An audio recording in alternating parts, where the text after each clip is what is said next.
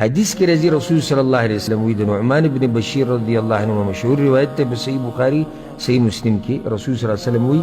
الا وان فی الجسد مضغه اذا صلحت صلح الجسد كله په جسم کې یو ټوکړه د غوښې که دغه ټوکړه برابر شو ټول بدن برابریږي و اذا فسد الجسد كله او چې دغه ځای وران شو کنه ټول بدن ورانیږي الا وهي القلب او دا ځای چې دا زړه دی دا څنګه کیدی شي چې زړه دې زما ګډوډي او زړه د مؤمنانو سره برابر وي دا کیدی نشي او دام نشي کیدی چې زړه دې صفایي او زما دې د مؤمنانو سره کردار ګډوډي دا نشي کیدی ځکه چې زړه یې صفایي نو دی به بهر هم صفایي ته د یو مؤمن سره د هغه وخته پورې مرسته نشي کولی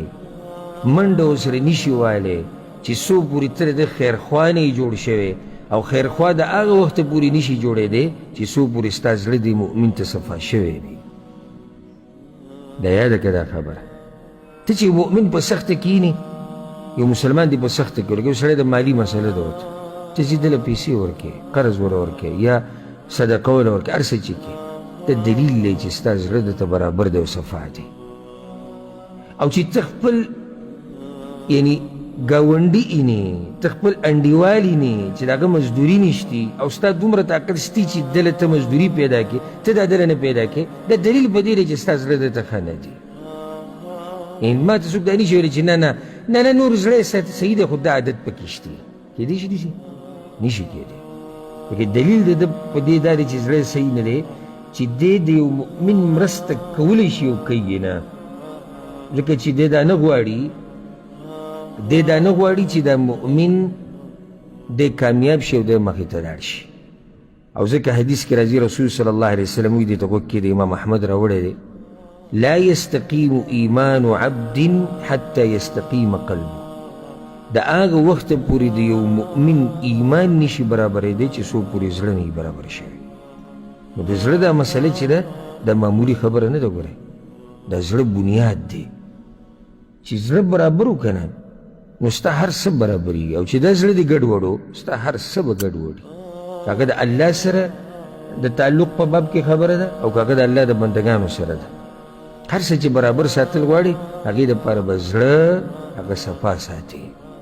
او دا د مؤمن خوی دی چې د زړه همیشه صفایي ځکه د امام ابن سیرین رحمه الله محمد ابن سیرین د هغه نه چا تپوس وکړي ما القلب السلیم دا روغ زړه څه ته وایي نو هغه له ډېر ناشنا جواب ورکړو وی روغ زړه هغه زړه ته وایي چې په هغې کې د هر د الله د بنده دپاره خیرخواهي پرته وي یعنې دی داسې جواب ورکړی دی چې په دې باندې یو سړی کتابونه لیکلی شي چې خیرخواهي کې خو ډېرې خبرې راځي روغ زړه هغه دی چې دی د مؤمن خیرخواهي خیرخواه څنګه لکه هر د خیر کار دی د هغه دپاره خوښوي او ځکه حدیث کې راځي چې یو سړی د هغه وخته پورې مؤمن نشي جوړېدی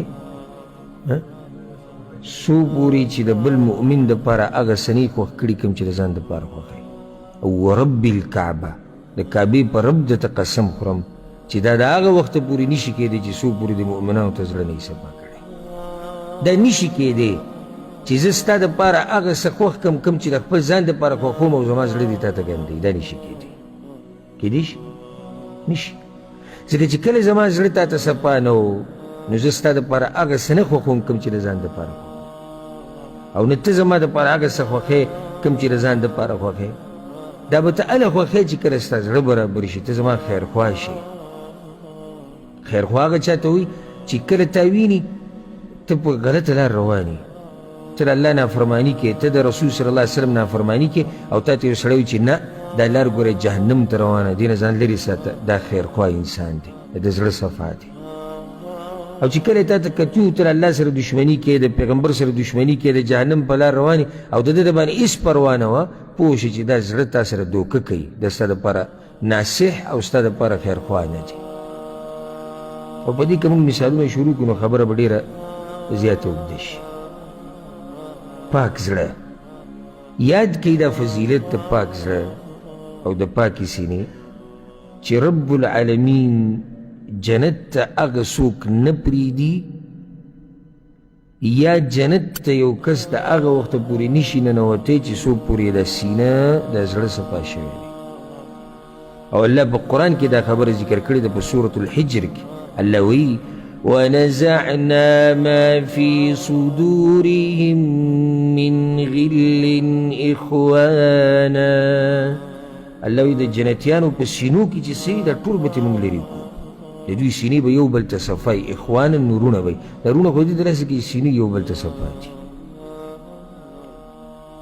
او ځکه شیخ الاسلام ابن تیمیه رحمه الله بعضو نور علماو ډېره ناشنا خبره ذکر کړې. وایي دا جنت ډېر پاک ځای دی او نه دی مناسب چې دې ته دې یو سړی ورننوځي او د هغه په زړه کې د ګندګي پرته